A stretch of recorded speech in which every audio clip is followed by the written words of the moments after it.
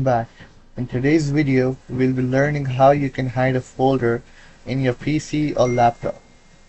So what you have to do is that you have to right click on the folder which you want to hide, and then you need to select properties. After selecting properties, you need to check this hidden option and click on OK. After pressing OK, you need to go to File Explorer. After coming to File Explorer, you need to make sure you are in this Home tab. And then what you need to do is that you need to click on these three dots and you need to select Options.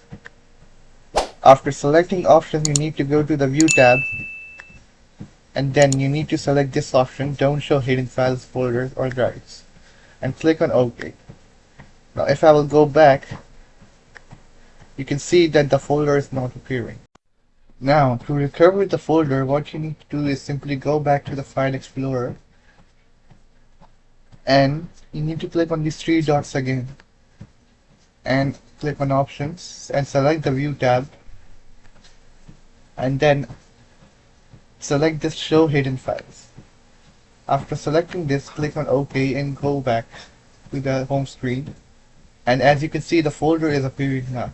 So what you need to do is right click on it and then you need to click on Properties and then you need to unselect the hidden option and click on OK. And now you can see that the folder has been brought back. Thank you very much.